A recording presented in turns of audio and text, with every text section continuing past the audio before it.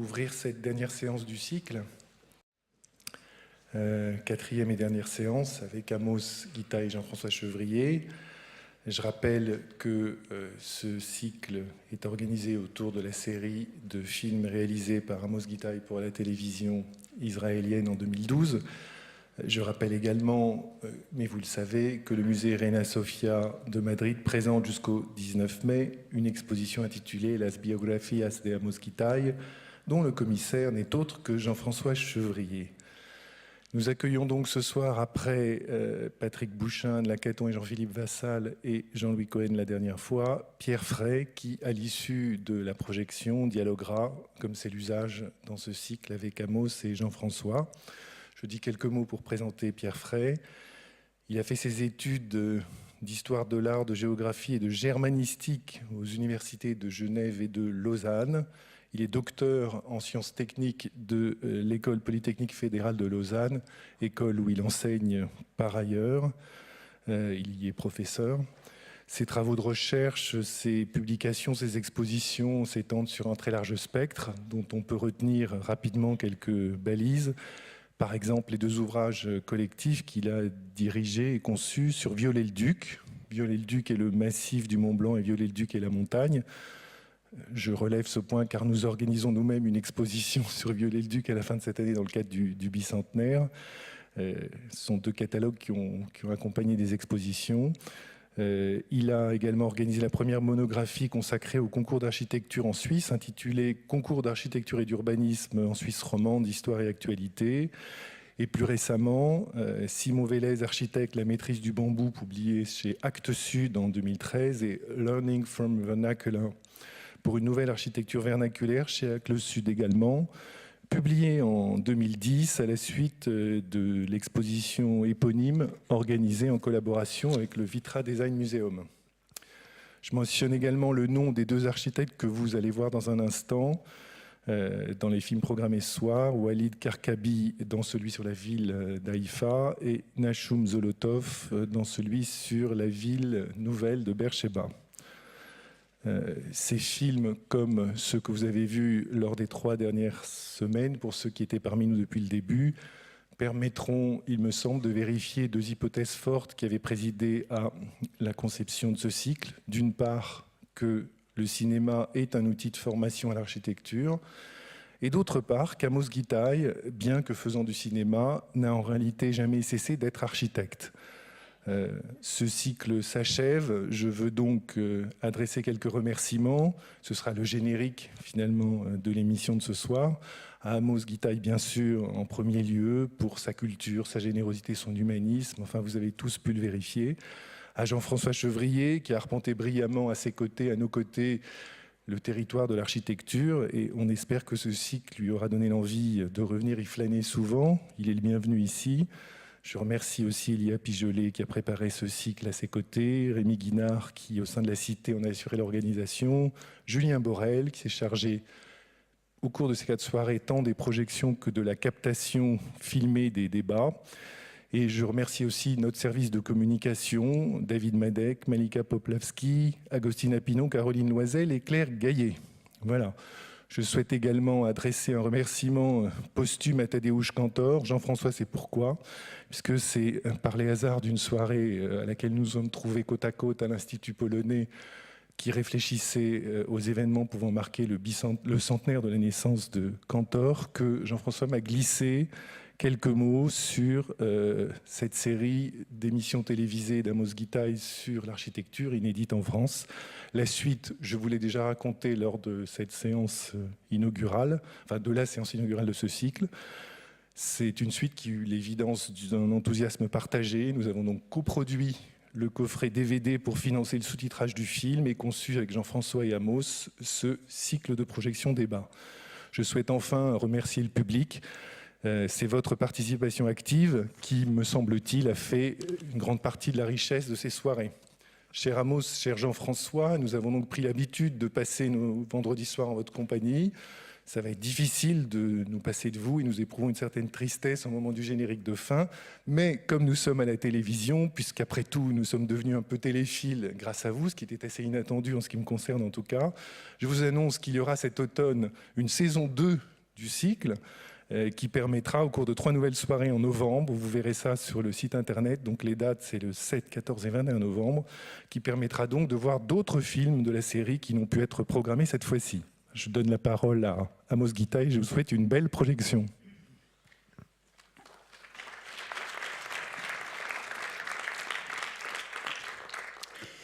Alors comme c'est le moment de remerciements, Guy, je vais te remercier pour cet accueil au Palais de Chaillot dans les salles historiques de la Cinémathèque. Comme tu as dit, un des soirées, c'est émouvant de revenir ici, cette fois avec la série d'architecture. Jean-François, pour qu'on a des amis depuis plus que 20 ans, qu'on parle, on discute, on évoque des questions qui, je crois que c'est toujours le bon rapport d'un grand critique et un artiste, cinéaste, architecte, c'est de poser de bonnes questions qui encouragent la pensée. Alors, je suis très content de trouver parmi vous. Effectivement, à Rémi, toute l'équipe de la Cinémathèque, à Marie-Josée qui a travaillé sur les traductions vers le français, Elia, ma famille qui m'a soutenu dans ce projet. Et je vais dire deux mots sur les projections, les deux chapitres de ce soir. Alors, les deux chapitres de ce soir, c'est d'abord Walid Karkabi, qui effectivement il vient de ma vie natale. On est tous les deux, on était nés à Haïfa,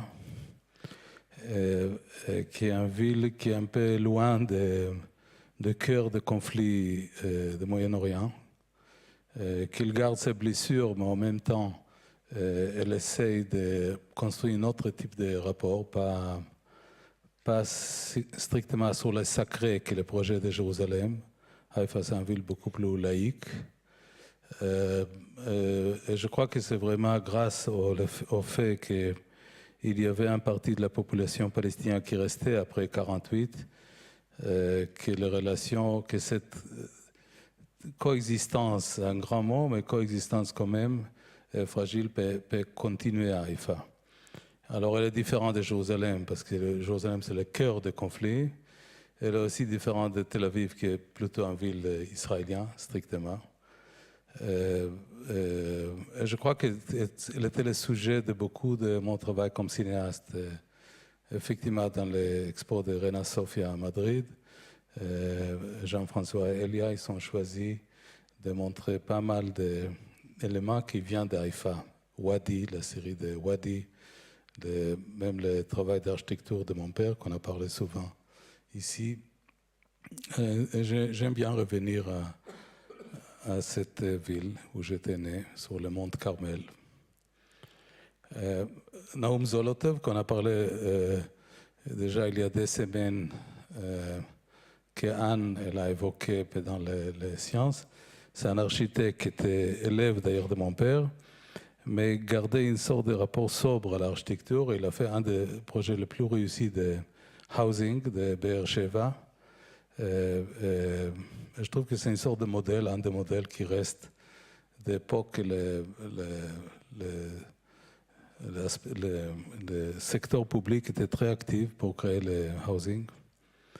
Et de toute façon, on va être là tout à l'heure, alors on va avoir l'occasion de parler. Alors, merci.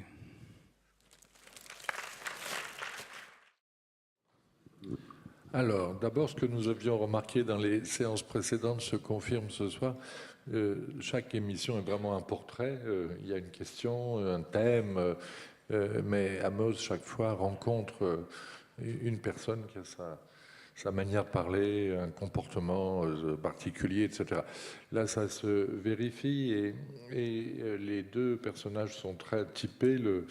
Le Walid Karkabi, enfin Zolotov est surtout évidemment particulièrement présent quoi, hein, à l'écran. C'est un témoin, hein, ce qu'on appelle un témoin, et j'imagine que tu l'as choisi aussi parce que tu le connaissais pas, tu connaissais son architecture, mais lui, tu ne le connaissais pas, si j'ai bien compris. Non, il était étudiant de mon père. Ah, donc tu le connaissais? Oui. Ah. Et d'ailleurs, il a fait le voyage avec lui à Japon pour voir Kenzo Tange. Et d'ailleurs, il m'a amené comme cadeau la série de photos qu'il a fait pendant ce voyage. Alors, j'ai connu et j'ai aussi visité, avant que j'ai interviewé, cette voisinage que je trouvais vraiment un très bon modèle d'architecture. Ouais. D'accord. Alors, ce soir, on a donc de nouveau deux émissions qui sont quand même assez très différentes. Il y a quelques recoupements, mais on va donc passer un peu de l'un à l'autre. L'un des recoupements, c'est le vernaculaire à Haïfa. On pourrait dire le vernaculaire à Haïfa. Ça pourrait être une façon de relier les deux émissions. Alors, je voudrais signaler donc... il y a aussi un jeu de poupées russes là qui s'est mis en place, hein, c'est-à-dire que tu t'entretiens dans les émissions avec des gens, puis là tu continues encore. Hein, et donc ce soir tu rencontres de nouveau ton ami Pierre Fray. Et alors j'aimerais juste faire d'abord un petit rappel. Learning from Vernacular, qui a été publié en français, a été aussi repris donc en anglais par Amos dans un catalogue d'une exposition que tu as présentée dans ce petit musée d'architecture que tu as créé à Haïfa, qui est un hommage aussi à ton père, une façon de montrer les archives familiales, mais pas seulement, parce que alors, ce serait peut-être bien que tu dises 2-3 mots sur cette initiative de créer ce musée. Et puis aussi, j'aimerais savoir, alors peut-être que Pierre Fray peut nous le dire, ou toi, comment vous vous êtes rencontrés et comment s'est mis en place ce projet qui vous a mis en relation. Alors, moi, j'ai fait une grande installation dans les racontes photographiques de Arles il y a 2 ans, non? Grosso modo. Et dans des soirées, je crois que Dedi, qui est un ami de longue date, qui est venu photographier en Israël aussi le travail de mon père, je l'ai invité à venir. Avant, Gabriele Basilico, qui est venu aussi.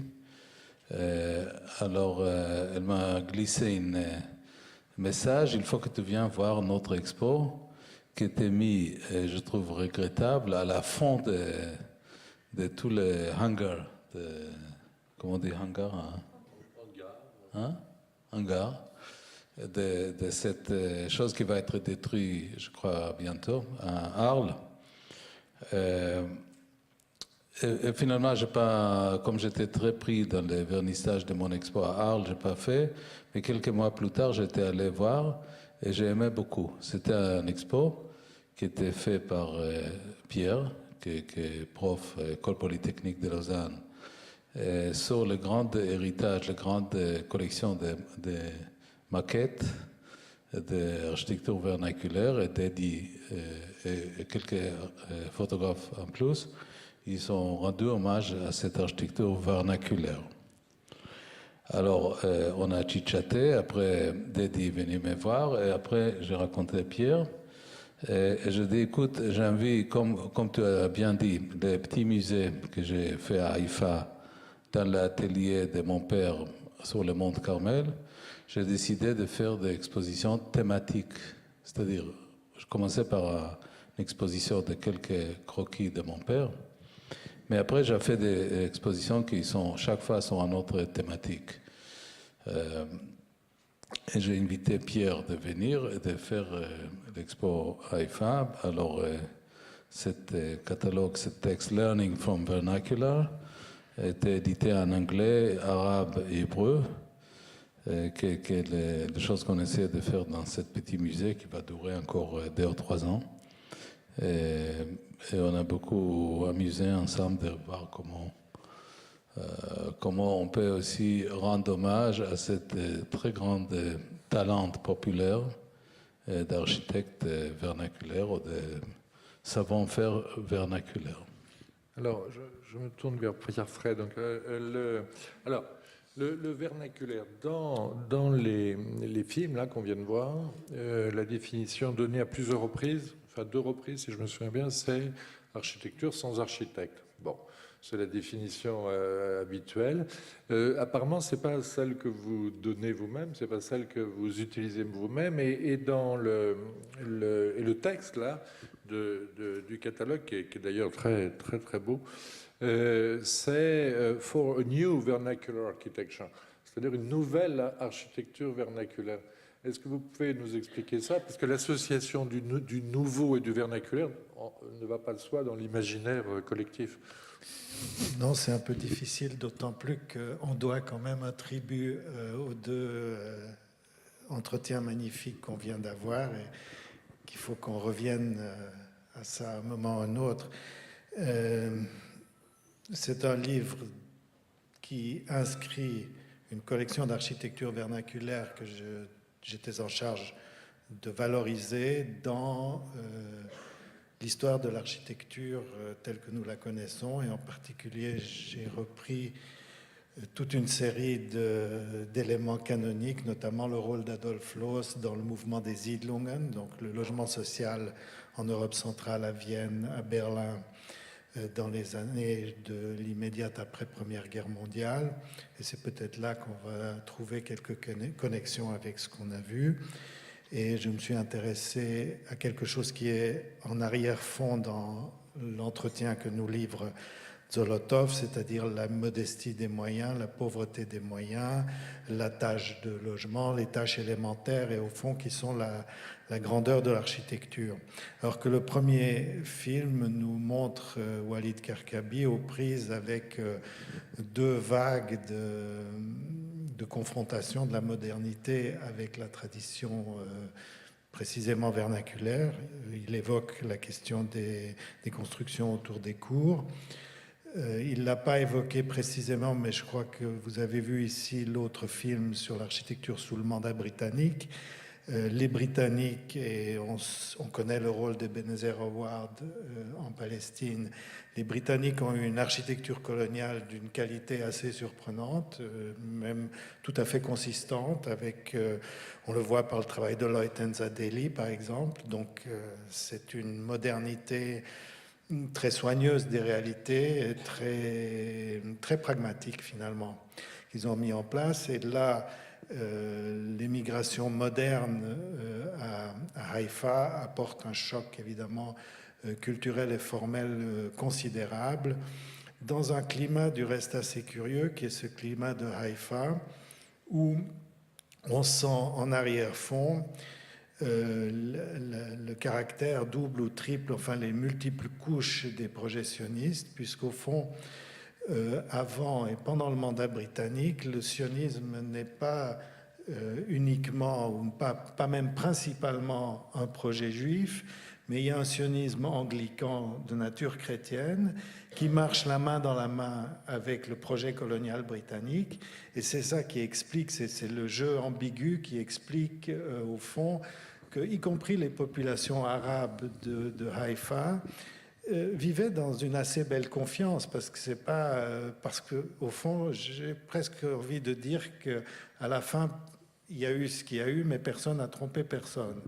Alors on va revenir sur ce point, sur la discussion à propos de Haïfa, mais j'aimerais tout de même que vous nous éclairiez un peu sur ce que vous entendez par un nouveau vernaculaire, et quel est aussi votre combat, parce que c'est quand même un combat un peu militant. Là, vous dites que vous êtes occupé d'une collection, de maquettes d'architecture vernaculaire, etc. Wow.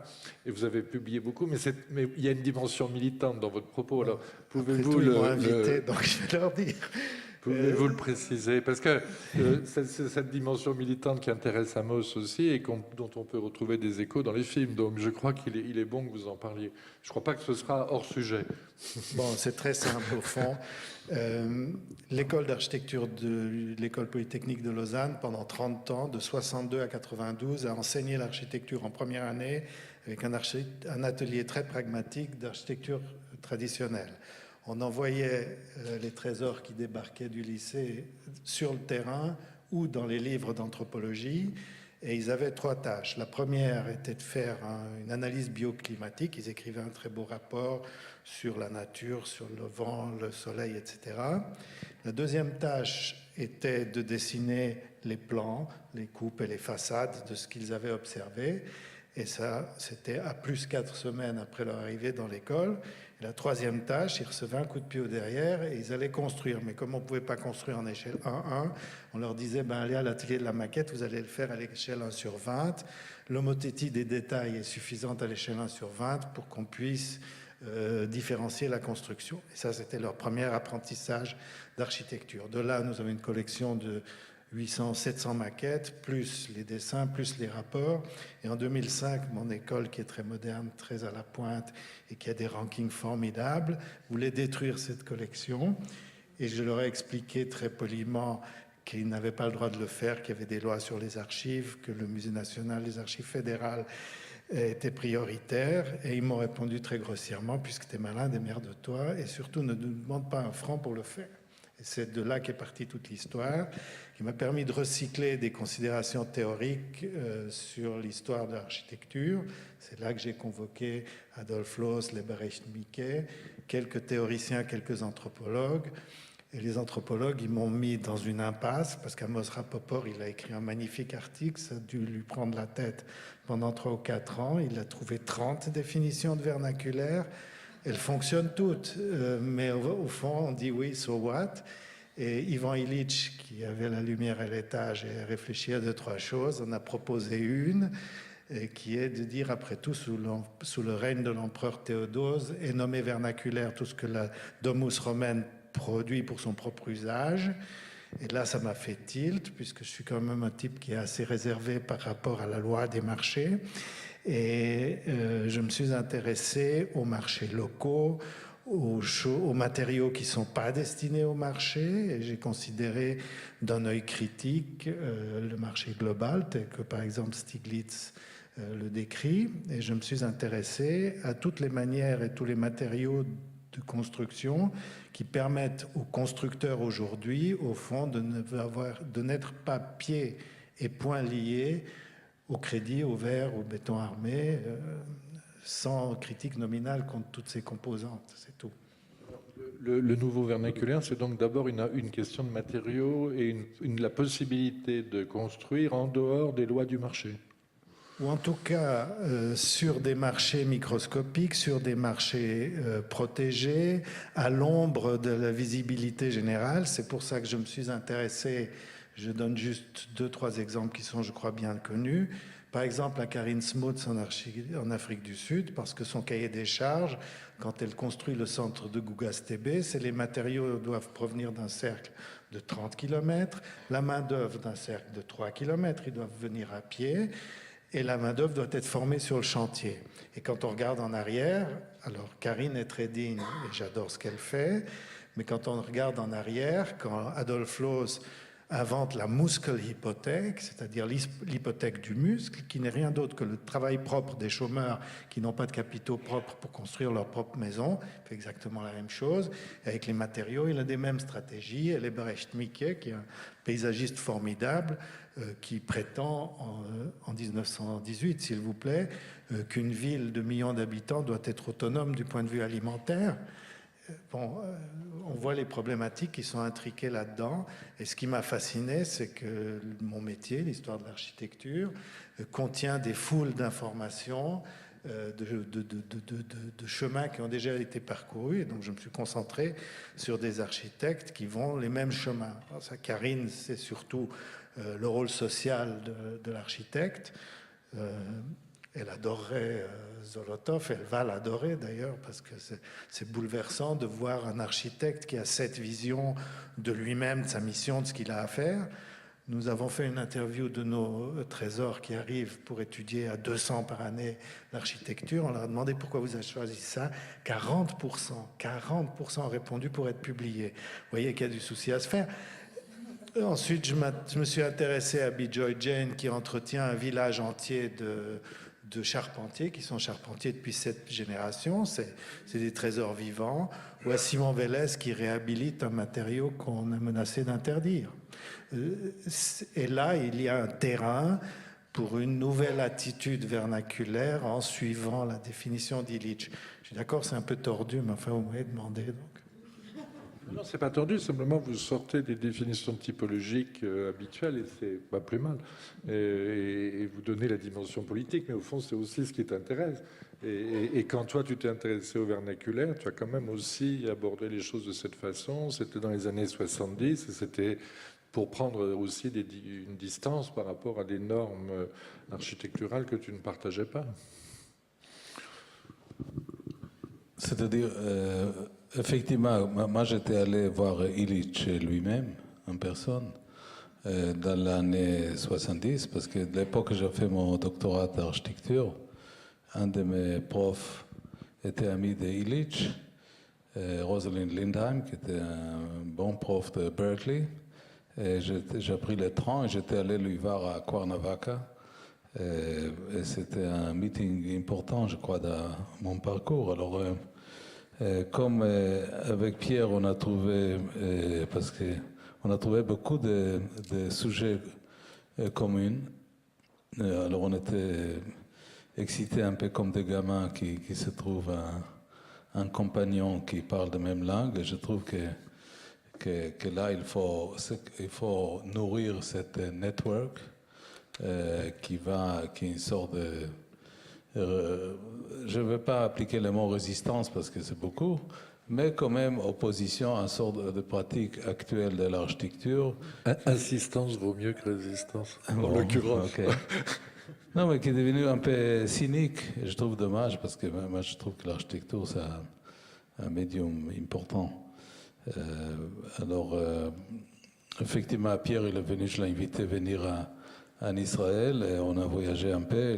Il a fait des séries de conférences à Haïfa, dans les kibbutz Kfar Masarik, dans les dining rooms de Munio, et après on a à Jérusalem. Et là, il va revenir fin de semaine prochaine parce qu'on va montrer les maquettes des tentes bédouins. Alors, je trouve que c'est une sorte de... je crois qu'effectivement, la série d'architecture, elle est comme... la démarche est pour faire les gens au courant, conscients, que toute cette forme variée d'architecture, Zolotov, le tente bédouin, le début des kibbutz, etc., tout ça, c'est des options valables, effectivement, pour aller contre un peu les choses que Pierre a dit tout à l'heure, les 40% qui vont être strictement publiés. C'est-à-dire qu'il faut... l'option, ils sont beaucoup plus larges que strictement recyclées dans les journaux. C'est-à-dire, et si cette série de télé qui effectivement maintenant a été montrée à New York, à São Paulo, à Paris et des autres pays, elle assiste à cette démarche, très bien. Alors, encore une demande de précision là. Vous distinguez grotte et tente. Pouvez-vous revenir sur cette distinction parce que ça recoupe quand même les films qu'on a vus dans la mesure où il y a eu une émission sur l'architecture nomade. Oui, je voudrais peut-être commencer par un autre bout et donner la réplique à ce qui vient d'être dit. C'est vrai, résistance c'est peut-être beaucoup, mais on est émotionnellement, quand on pense à ce point-là, en dehors des clous, on est quand même émotionnellement dans une situation d'attention et de demande à l'endroit de toutes les rencontres qui sont validantes, gratifiantes et qui sont faites ou offertes par des gens dont par ailleurs on respecte ou on apprécie l'œuvre. Et on a un ami commun qui est ton ancien Renato Berta, et je connais tes films depuis longtemps. Alors, je voudrais revenir à la série, parce que quand même là pour ça, et à mon métier prétendu d'historien d'architecture, et je trouve que cette série, d'abord, elle a une cohérence dans toute la filmographie d'Amos. Bon, il y a d'autres réalisateurs qui étaient fils d'architectes, ingénieurs ou architectes. Fritz Lang était fils d'architecte, il a fait des études d'ingénieur. Bon, mais il y a une cohérence très très forte. Et cette série documentaire pour la télévision est finalement un événement de l'historiographie de l'architecture. Parce que si nous faisons mentalement la réflexion, quel film faudrait-il tourner, qui faudrait-il inviter pour en 16 séries de 20 minutes faire l'histoire de l'architecture française, Viollet-le-Duc, Duban, machin, Beaux-Arts, Corbusier et quelques autres, vous imaginez l'effort conceptuel pour y arriver.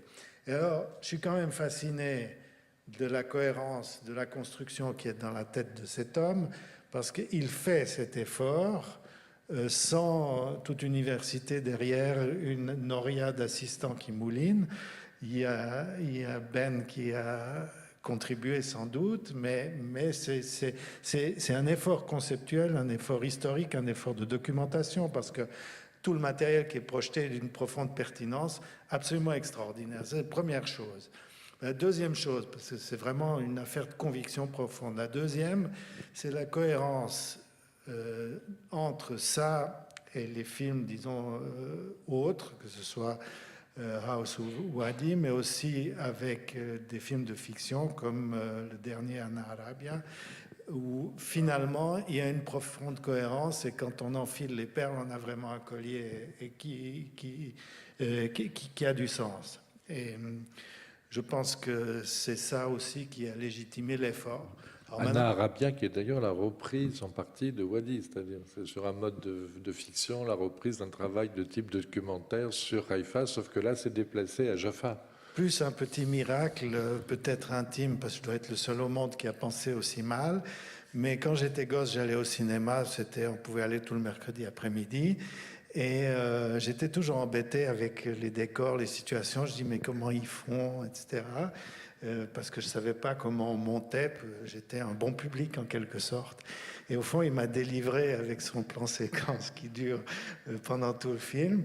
Je dis, enfin, il y a un type qui a fait le cinéma comme j'ai toujours rêvé que ça se faisait. Ça m'a fait un bien fou, quand même, faut le dire. Maintenant, sur la dernière chose, c'est surtout le nomadisme qui me sollicite dans l'installation qu'on va ouvrir au musée d'Ein Harod, parce que le nomadisme, c'est la chose rejetée. Il y a eu en France toute une discussion récemment, les Roms sont 20 000. Et 20 000 individus créent un souci pareil dans la tête d'une vieille nation établie sur ces terres. Enfin, c'est une chose impensable. Et en même temps, on se souvient par exemple de Lost in Translation. Beaucoup d'entre nous, si on nous disait « Monsieur, vous êtes un nomade », ils seraient indignés parce que quand même de temps en temps on tend sa pelouse, on promène ses enfants dans la même école et on dit « Non, non, non, je ne suis pas un nomade », alors qu'en fait, beaucoup de cadres contemporains nomadisent beaucoup plus que les nomades ne nomadisaient en eux-mêmes.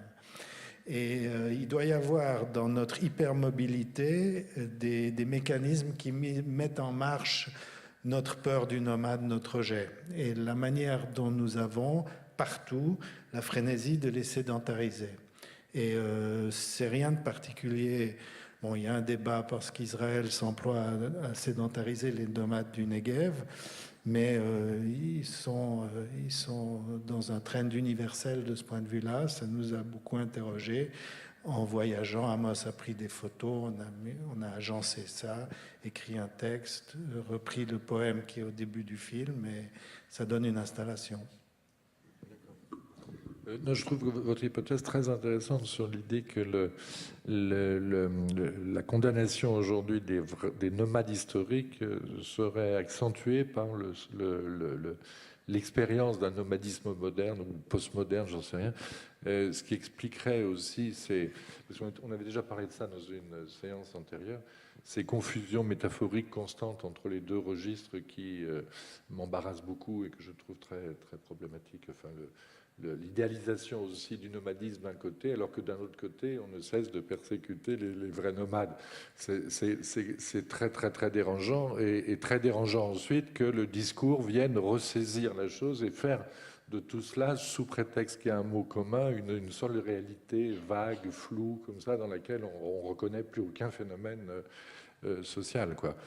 Donc je trouve votre hypothèse Glucksmann très a fait un intéressante. très bel article il y a un peu moins de 6 mois en donnant exactement ça et en disant finalement les Roms, l'image qu'ils nous mettent sous le nez, c'est ce qui peut-être nous menace. C'est une hypothèse très intéressante, oui. Amos? Alors, on peut revenir un tout petit peu donc à Zolotov. Il est russe, hein, c'est ça? Donc tu l'as connu, il était étudiant de ton père, mais ce qui m'a frappé, c'est qu'il a fait des choses extrêmement différentes, lui en tant qu'architecte. Parce qu'il y a une chose que je trouve très, très étonnante dans son discours, c'est qu'il dit, au début, il rejette le monument, et il dit, moi ce qui m'intéresse, c'est l'architecture plus simple, etc., fonctionnelle, nanana. Mais après, il dit qu'il a fait une synagogue, des hôtels. Si les images qui passent à l'écran sont les images de ces hôtels... Non. C'est plutôt, pour ça que je n'ai pas compris, comme je ne connais pas son œuvre. Je crois qu'il faudrait que tu précises, parce que là, il me semble qu'il y a une possible confusion dans la mesure où l'iconographie qui passe derrière lui quand il parle de ces différentes typologies est quand même très éclectique. Alors, on comprend quand il dénonce la rhétorique comme ça qu'il n'aime pas, ça oui, parce que derrière, ce qui passe est tellement caricatural. Mais ensuite, c'est un peu moins clair. Donc, si tu pouvais préciser. Non, tu as bien précisé. Bah, non. Non, alors Zolotov, il a construit surtout des housing, plus synagogue, effectivement. Et je crois qu'il explique plutôt bien, c'est-à-dire la démarche très différente d'un lieu de culte avec un fonctionnement simple, finalement.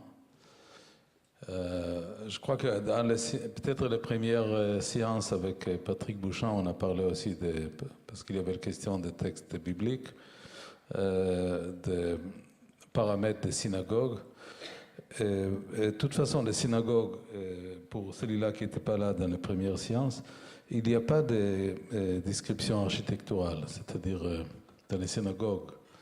Et même le concept très simple de basilique qui existe dans les synagogues, qui était tout de suite après la destruction des temples, c'est-à-dire grosso modo il y a 2000 ans, qui est surtout à Capernaum, à côté du lac de Galilée, et quelques-unes à Baram, dans le Galilée.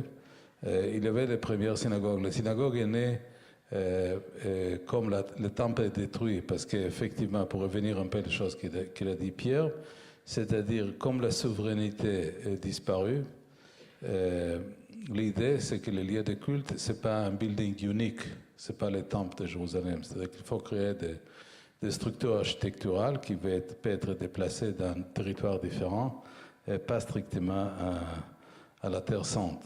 Alors là commence la synagogue. Mais finalement, les synagogues, dans son nomadisme dans des pays différents, comme je parlais l'autre fois, c'était un des sujets de mon doctorat d'architecture à Berkeley.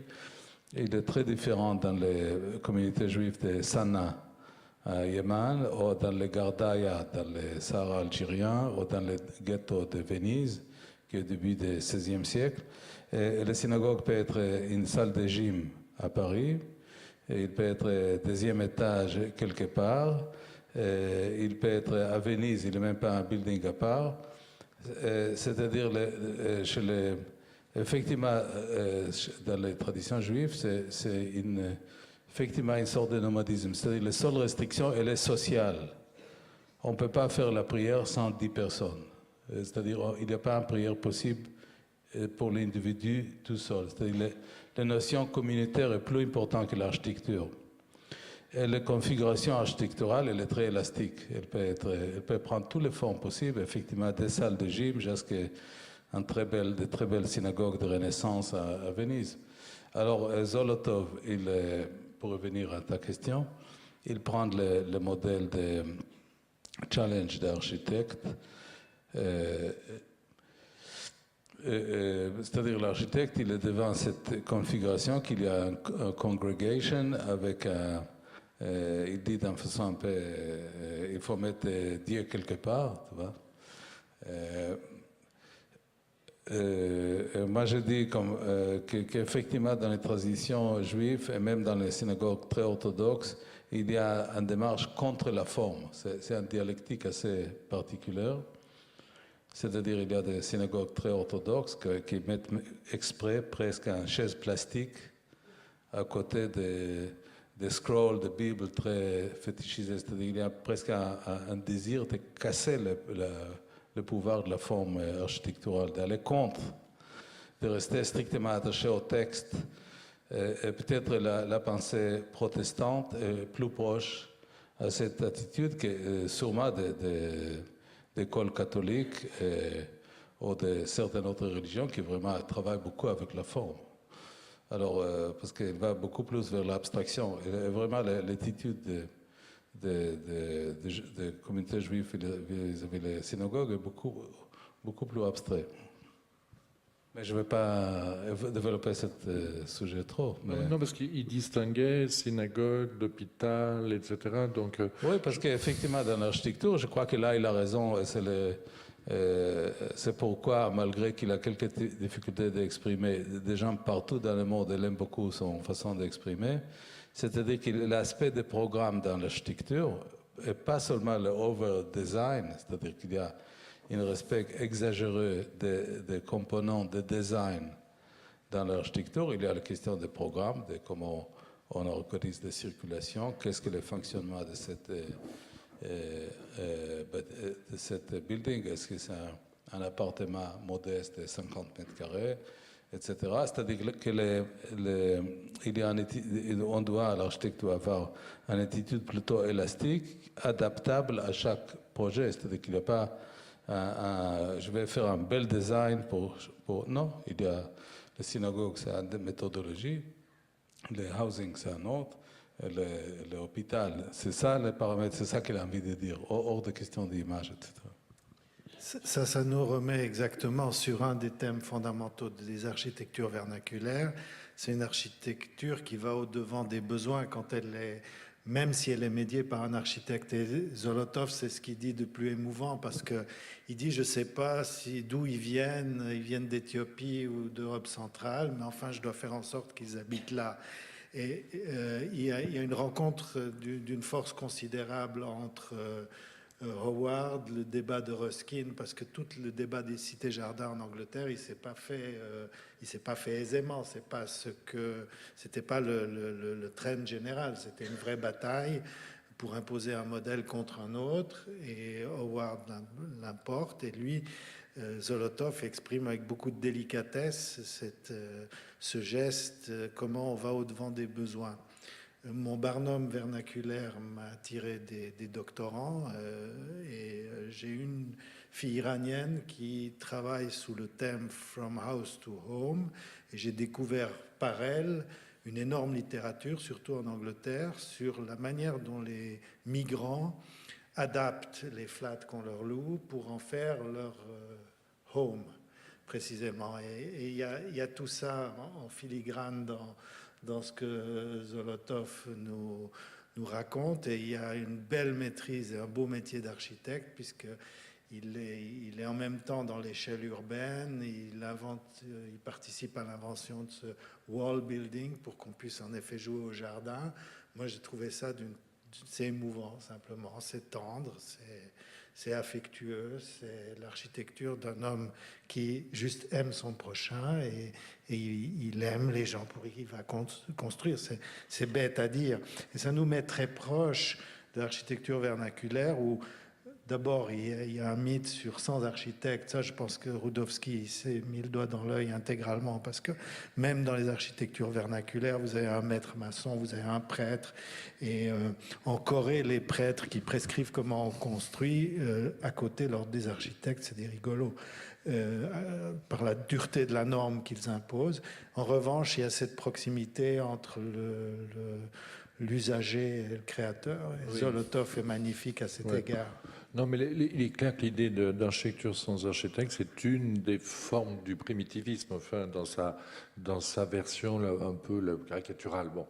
Et donc j'étais effectivement très, très, très heureux que vous disiez que le vernaculaire, c'est pas ça, parce que c'est quand même encore la définition la plus large, et elle est effectivement bien commode, quoi, parce qu'elle permet de rejeter toujours dans une espèce de passé idéalisé des formes qui ne seraient au fond plus aujourd'hui réalisables, alors qu'on peut encore de tout à fait imaginer que l'architecte travaille dans une logique comme celle que décrit Zolotov, en ajoutant tout de même qu'il est bien pessimiste, cet homme, dans son approche du présent.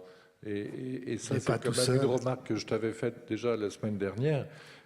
Tu as pris les risques tout de même dans cette série d'émissions de donner le sentiment d'une forme de nostalgie, d'un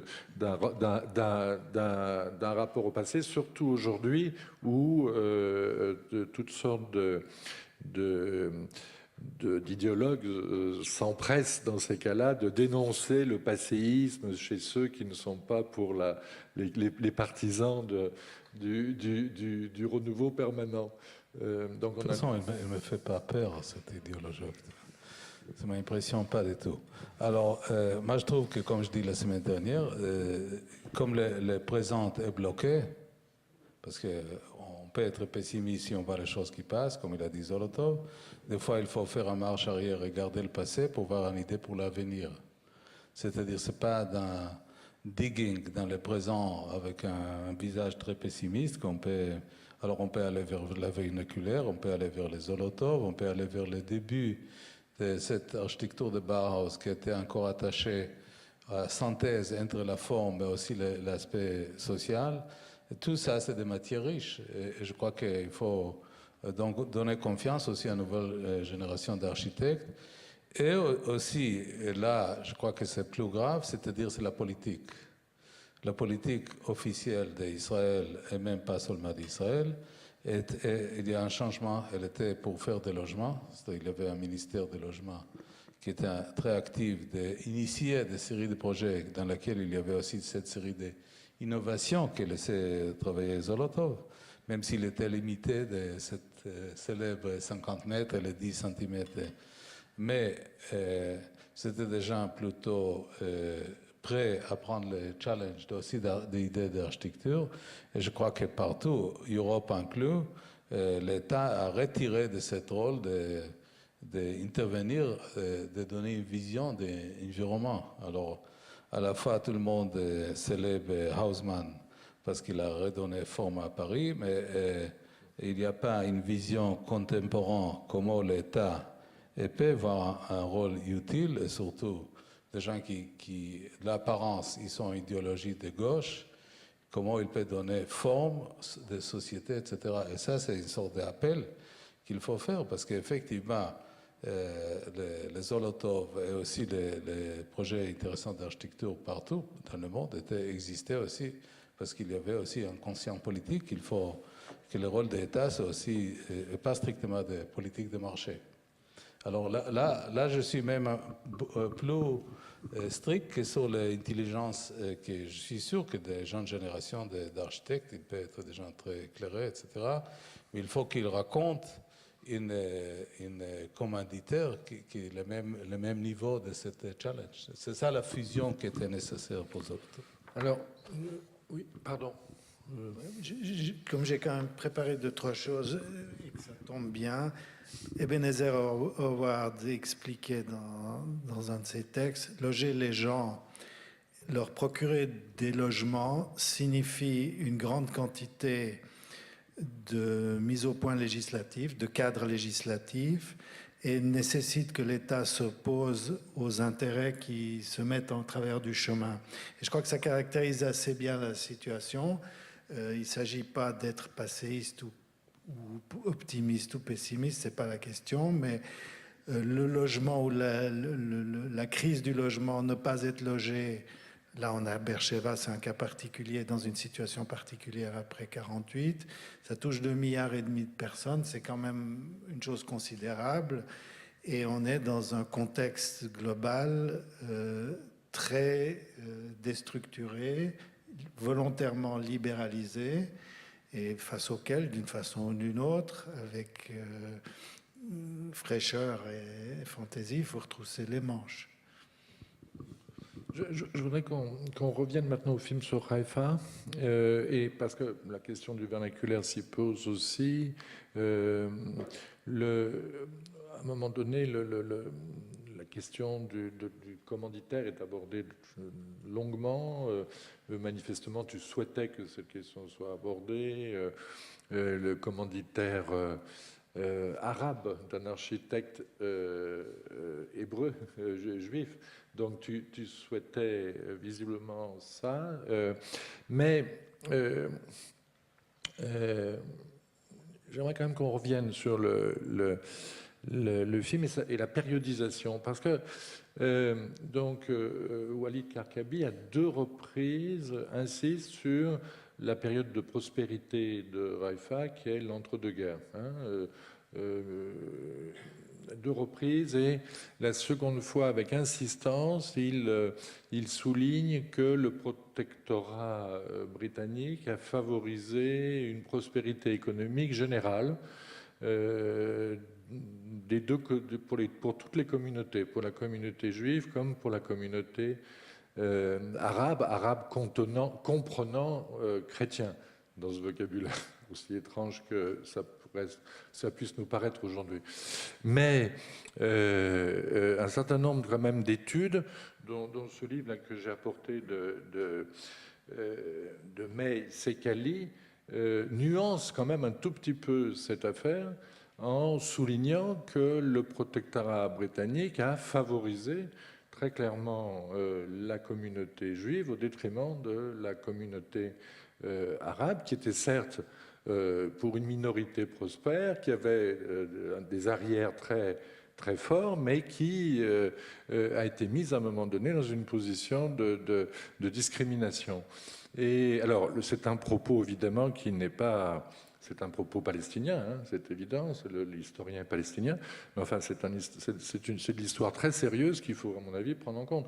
Donc est-ce qu'il ne faut pas nuancer un tout petit peu quand même ce qui, comme tu sais, j'aime beaucoup Haïfa, je ne peux pas le suspecter de ne pas m'intéresser à cette ville, mais ne faut-il pas nuancer un tout petit peu ce qui peut apparaître quand même comme un souhait un peu idéalisé, quoi, dans cette idée de la coexistence des 2 communautés, de l'exceptionnalité de Haïfa. Est-ce qu'il n'y a pas un peu d'exagération tout de même, et ne faudrait-il pas nuancer tout de même un peu le propos? Bon, je vois que tu veux rejoindre les historiens qui sont passéistes, qui l'attaquent le passéisme. Non? Bon, ok. Non, alors, moi je ne suis pas là pour défendre Walid, parce qu'effectivement, moi je lui ai posé la question plutôt de nature politique, et lui il a fait le discours, mais pour mesurer un peu les choses que tu dis avec ce texte palestinien, tu sais très bien que dans le Moyen-Orient, si tu demandes des gens engagés des 2 côtés, il va te donner une lecture très claire des séries d'événements. Et chacun, il va vous expliquer que celui-là, c'est la victime de celui-là, et le sens inverse. Moi, je trouve que pour avancer, il faut éviter cette sorte de description d'événements. La division, grosso modo, de politique de mandat britannique, c'est effectivement, et là tu n'es pas tort, le texte palestinien n'est pas tort, à partir de la déclaration de Balfour, 1918, et même ce livre que tu tiens à la main, il couvre jusqu'à 1939. Bon, 1939, on sait qu'est-ce que c'est 1939. 1939, c'est le début de la Deuxième Guerre mondiale.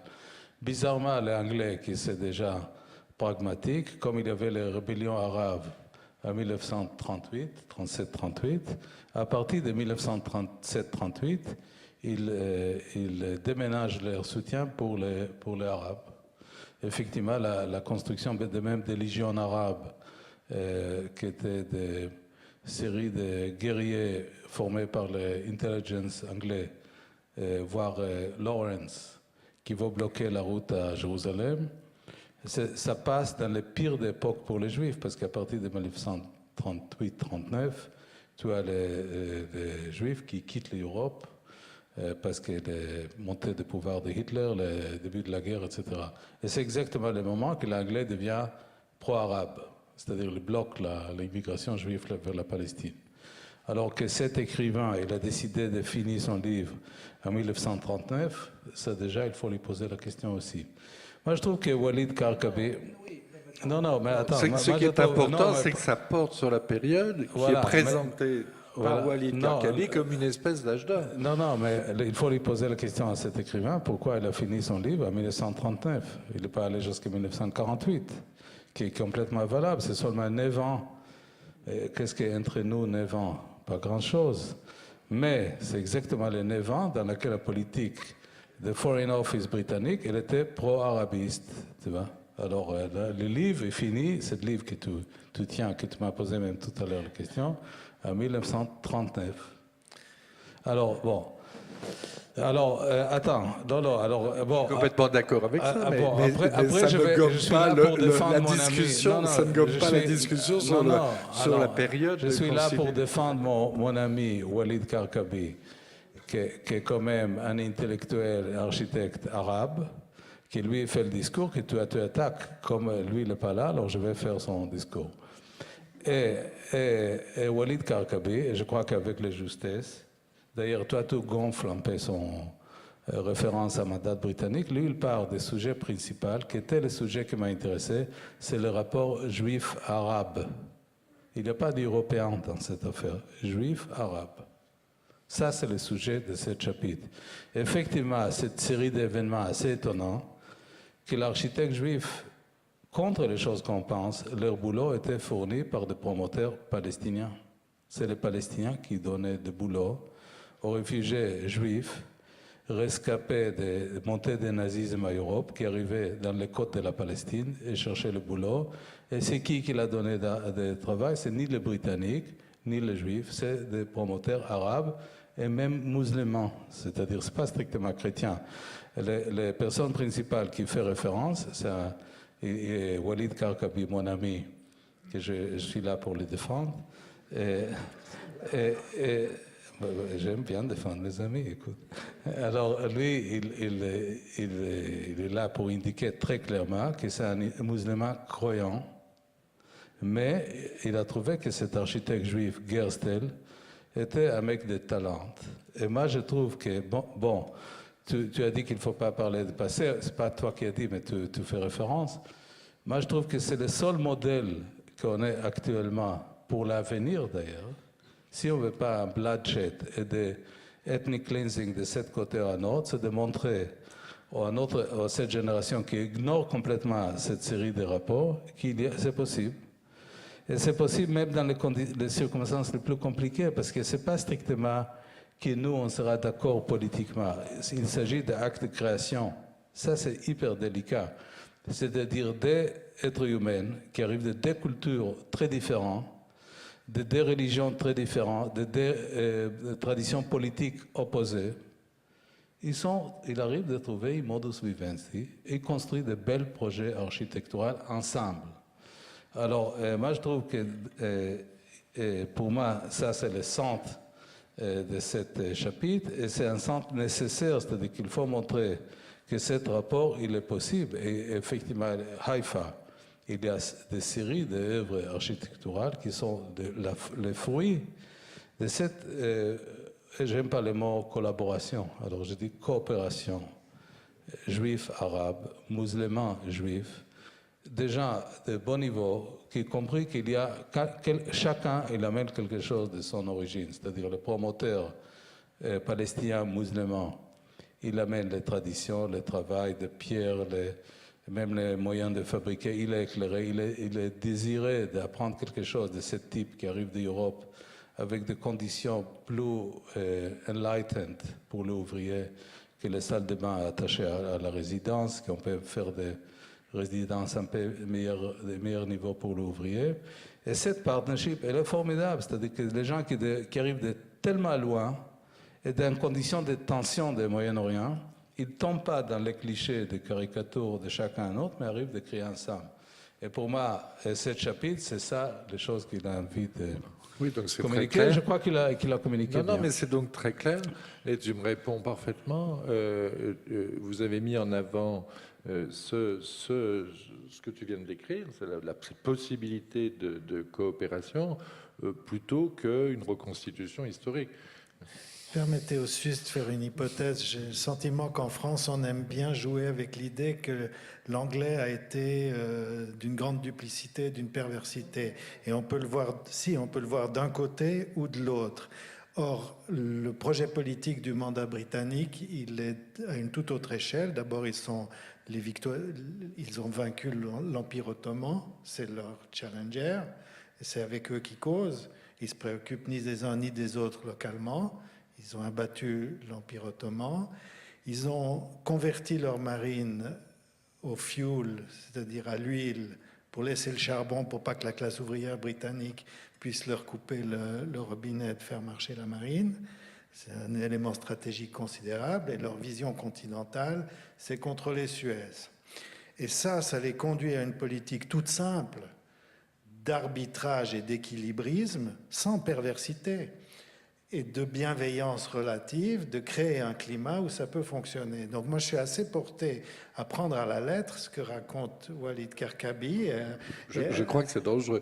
Non, ce que vous décrivez là, c'est une stratégie géopolitique très... Mais après, il y a la réalité économique qui est un peu différente. Et ce qui est problématique, c'est plutôt le discours libéral qui consiste à dire quand la situation économique est bonne, en situation de prospérité, les communautés peuvent s'entendre, etc. La prospérité économique est bonne pour la paix. Voilà, c'est quand même, on le sait, un argument fondateur de toute la pensée libérale et dont abuse le néolibéralisme. Donc il faut juste être un tout petit peu prudent quand, dans un discours historique, revient à 2 reprises cette idée d'une prospérité générale, quand on sait qu'elle était inégalitaire. C'est tout. Mais maintenant, les Anglais ont donné Maintenant, confiance. je comprends tout à fait la position d'Amos. Bon, mais je crois qu'il faut qu'on se tourne vers la salle. Oui, il est là.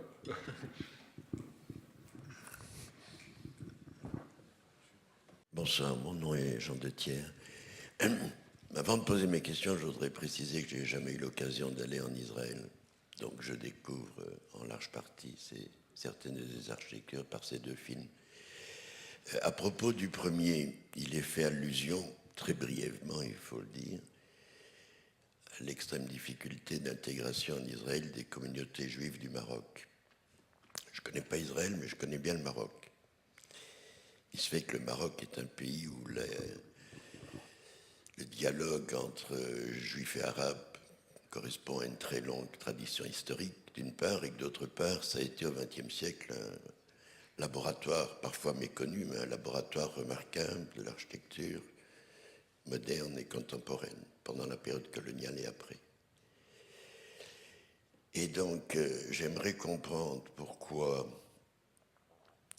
parmi les meilleurs architectes marocains, alors que figurent parmi eux des juifs marocains, ceux-ci n'ont jamais été conviés à venir traduire leur talent en Israël, et quand ils ont essayé de le faire, ça a toujours échoué, alors même que leurs familles sont installées dans ce pays et qu'eux-mêmes, en tant qu'architectes, ont été contraints de se replier sur le Maroc.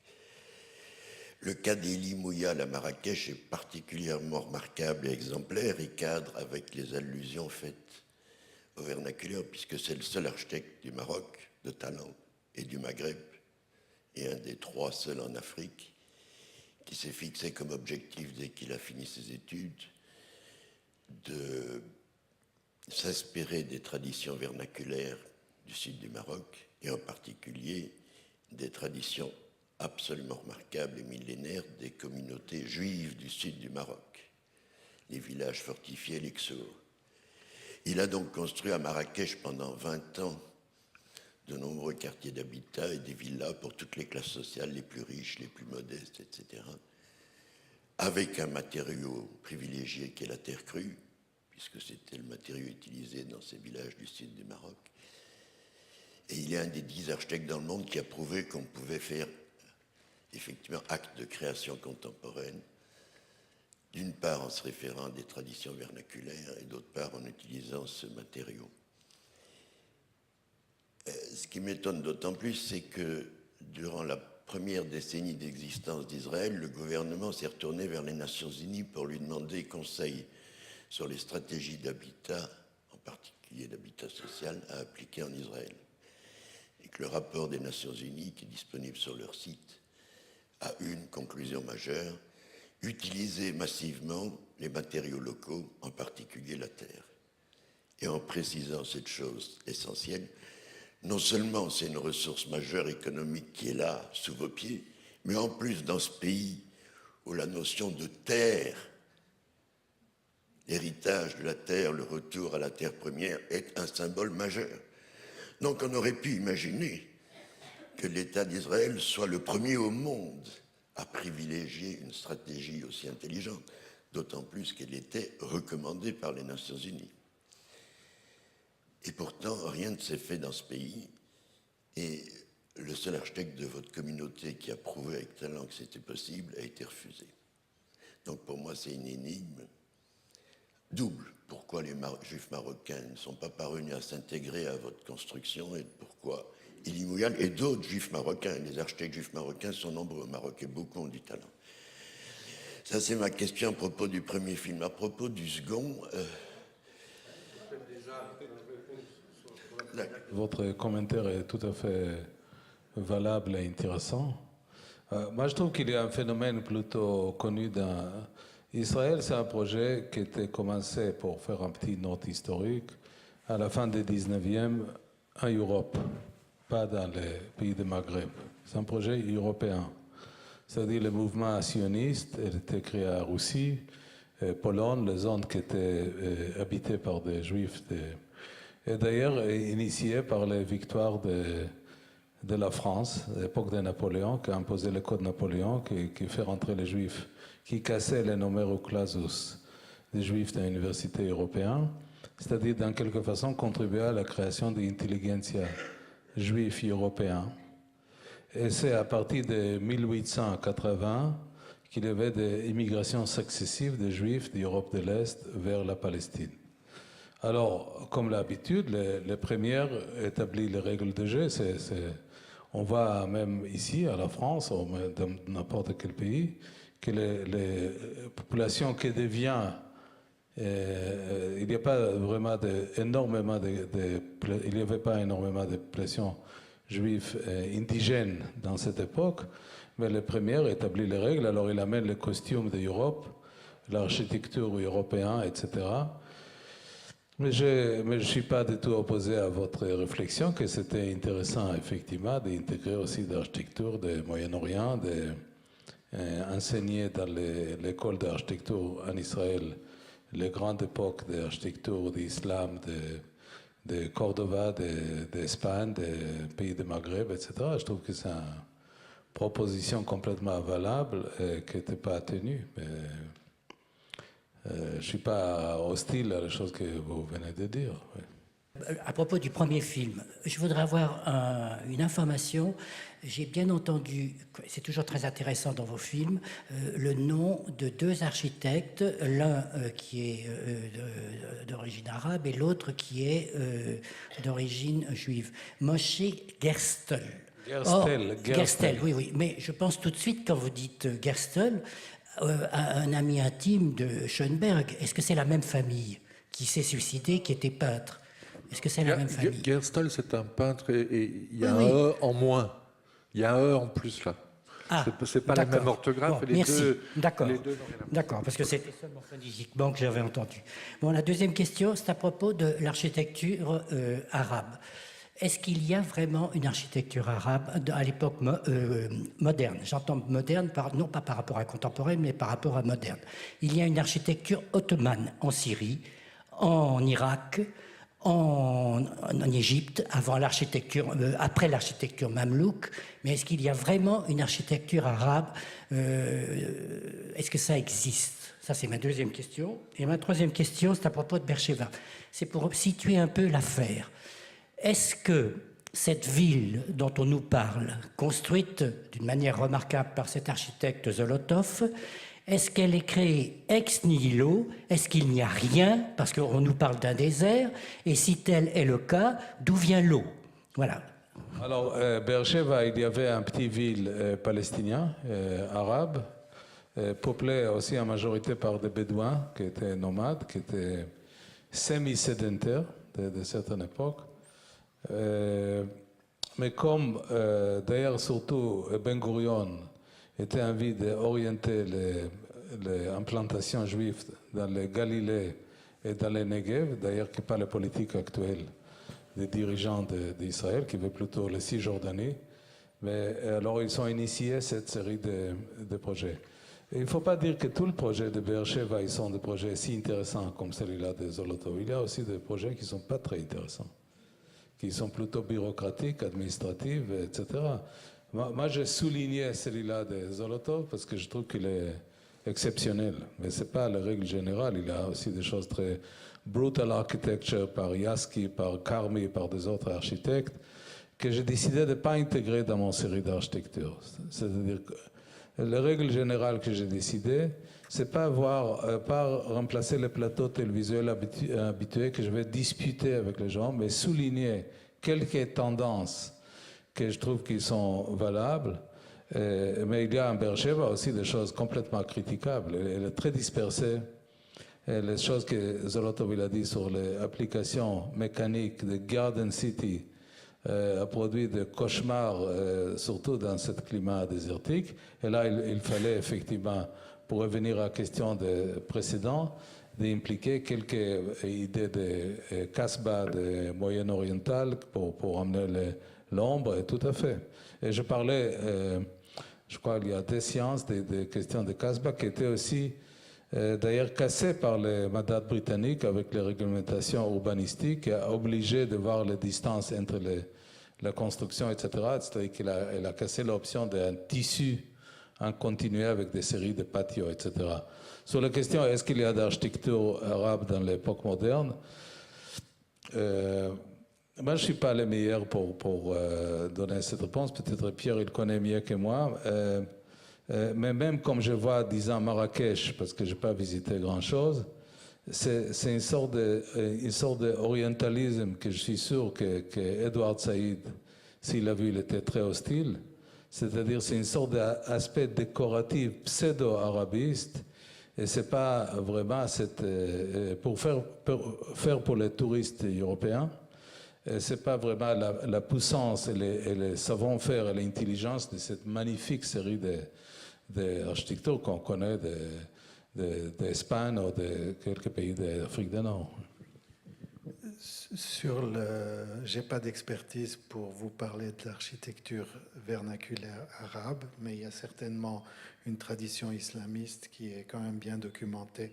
Par contre, il transparaît un autre élément dans les questions qui viennent d'être posées, c'est le statut de l'architecture moderne qui a débarqué en Palestine.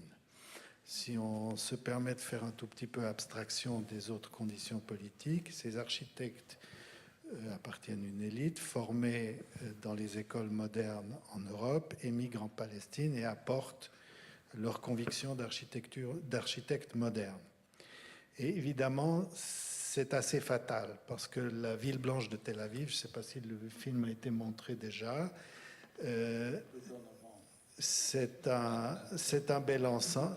C'est un bel ensemble, mais c'est un modernisme assez formel qui est construit souvent avec des matériaux misérables parce que les matériaux normalement nécessaires à l'édification de l'architecture moderne ne sont simplement pas disponibles. Les immeubles donc sont assez mal construits. Ensuite, la juxtaposition des typologies, par exemple dans Tel Aviv, petites villas locatives les unes à côté des autres, dans une proximité quand même assez fine, c'est un exercice assez formel. Donc, la modernité architecturale s'est installée en Palestine, au Moyen-Orient, avec quand même ses faiblesses. Et très délicatement, Walid Karkabi met en évidence ses qualités formelles ou constructives ou même typologiques, quoi qu'il en ait très peu question, et les compare au type bâti, à l'organisation de l'espace, qui était très différent. Mais ça ne s'est pas fait naturellement, et ce n'est pas un miracle. Et ça ouvre peut-être la porte, parce qu'ils étaient modernes, et il y a toujours un aspect idéologique, au refus de l'architecture en terre, au refus des traditions locales, et c'est une situation conflictuelle.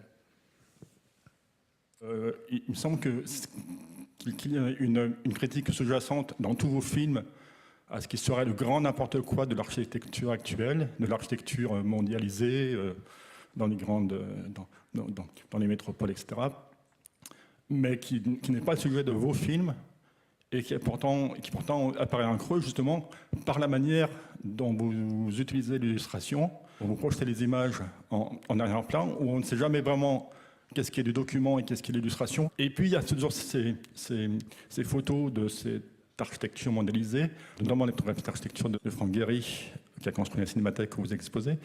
Et à chaque fois, j'avais toujours l'impression que cette photo arrivait un petit peu comme un cheveu sous la soupe. On ne savait pas trop qui parlait, si c'était pour appuyer le propos des architectes ou si c'était votre propos qui était en jeu. Non, on a parlé de ça une autre fois, qu'effectivement les images, les photos, ils sont comme des séries de footnotes. C'est-à-dire, je n'étais pas envie, malgré que c'est légitime de faire, mais ce n'était pas mon projet, de montrer la beauté d'images, etc. Mais c'est plutôt le discours. C'est vraiment des séries qui ont axé sur la parole, pas sur l'illustration. Et les footnotes, cette sorte d'images, c'est pour donner quelquefois des séries de références et pour inviter des gens comme vous de continuer leur boulot. C'est-à-dire, c'est même... non, mais sincèrement, c'est-à-dire même dans les films de fiction ou de commentaires que je fais, j'aime un spectateur ou une spectatrice active. Et toutes les questions qui étaient posées, ils sont légitimes, qui continuent le travail d'interprétation. C'est-à-dire, moi, je lance une certaine idée, et c'est même vrai sur Anna Arabia, ou sur Kadosh, ou sur Kippour, et tous les films, ils ne sont pas un objet de consommation.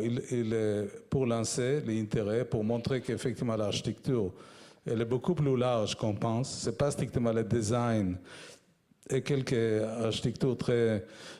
Les Maxi à Rome, je ne sais pas, quelques musées très, très fétiches, etc. Mais c'est plutôt un tissu, c'est un tente bédouin, c'est l'architecture. Les paramètres de comment on compose l'espace d'un kibbutz, c'est l'architecture, c'est l'urbanisme. L'archéologie de Jérusalem qu'on va voir au mois de novembre, c'est l'architecture des générations, des couches différentes. Et tout ça, c'est l'architecture. C'est-à-dire l'architecture, c'est une richesse beaucoup plus large. On n'est pas serré strictement les choses de mode. Et à partir de là, c'est à vous de continuer ce travail. C'est plutôt ça les démarches que cette série. Et d'ailleurs, comme c'était diffusé en Israël, certaines idées que j'ai discutées avec Jean-François, mais aussi avec Pierre, qui étaient de lancer des questions politiques comme celle-là qu'on a évoquée tout à l'heure, des possibilités de coopération créative entre les gens qui arrivent étaient saisies. Ou même que le mandat britannique, et je rejoins les choses qu'a dit Pierre, il a quand même produit des morceaux d'architecture beaucoup plus importants que toute l'époque qu'Israël occupe les Cisjordanie à Gaza. C'est-à-dire, tout cet aspect-là, c'est des séries de questions qui sont sensibles dans les spectateurs en Israël, mais il y a des questions qui sont de nature plus généralisée, comme effectivement la question des banlieues, qu'effectivement, moi je prends d'Israël, mais effectivement, Cairo, qui a une très grande tradition, c'est les banlieues des cœurs, c'est effrayant. Et c'est des sociétés arabes, c'était construit par des régimes arabes autonomes, sous Nasser, etc. C'est-à-dire qu'il avait complètement les moyens d'appeler les traditions arabes pour faire ça, mais il n'a pas fait. Alors, En bref, pour ne pas répondre trop long, c'est vraiment des séries de lancements de questions de nature différente qui méritent d'être approfondies. Oui. Bonsoir, j'avais une question qui concernait en fait le film sur l'architecture dans la Bible, mais comme vous avez reparlé d'un des thèmes, je me permets de la poser. Vous avez parlé de la forme et du fait que la culture juive ne s'intéresse pas à la forme, ne s'intéresse pas à l'esthétique. Or, dans le film sur l'architecture dans la Bible, vous disiez que, par exemple, dans la culture juive, on s'intéressait à faire une architecture qui ne soit pas finie pour que l'homme reste en mouvement et aille voir dehors, aille voir ailleurs, qu'à Méhachiarim, on mettait des chaises en plastique par souci de simplicité. Etc., etc. Donc je voulais savoir, est-ce que vraiment la culture juive ne s'intéresse pas du tout à la forme? Est-ce qu'elle ne s'intéresse pas à la forme dans l'idée d'une transposition de valeurs et de symboles? Ou est-ce qu'elle, quand vous dites que la culture juive ne s'intéresse pas à la forme, c'est juste qu'elle ne s'y intéresse pas en termes de monumentalité ou d'expression de richesse ou de pouvoir, mais que par ailleurs elle s'intéresse quand même à la forme, voilà, dans cette idée de transposition de valeurs et de symboles, qui serait celle de sa culture? Non, je pas, c'est-à-dire c'est des séries de questions que je n'ai pas évoquées. Moi, je dis que comme l'expérience qui va jusqu'à aujourd'hui, il est né avec le départ de la Palestine, il y a 2000 ans, historiquement. C'est le grand événement de choc qui produit tous les diasporas juifs depuis des siècles. Dans quelque façon, les Juifs, ils sont redevenus nomades par définition. C'est-à-dire ils sont rentrés dans l'époque, si vous voulez, le nomadisme des déserts qui est conservé par les traditions juives, par les fêtes juives, les Pâques, les constructions de cabanes, de Sukkot, etc. Alors, l'attitude, et d'ailleurs c'est ça mon grand intérêt du travail qui est fait aussi par Pierre, l'attitude des nomades vis-à-vis de l'espace est différente. Ils ne sont pas sédentaires. Et ils sont moins formalistes par définition. Et dans les chapitres sur la Bible, je dis que pour moi, c'est mon hypothèse, qu'effectivement la grande émergence par exemple, peintres d'origine juive, elle est dans les modernités, parce que là, on est dans l'abstraction. Alors, il y a Rothko, il y a Jackson Pollock, etc. Et comme il s'agit d'icônes, etc., les Juifs, ils sont moins importants. Il n'y a pas de grandes artistes d'origine juive, parce qu'ils ne sont pas dans les descriptions iconographiques, mais ils sont dans les rapports d'abstraction. Mais je crois qu'on va parler en novembre, non?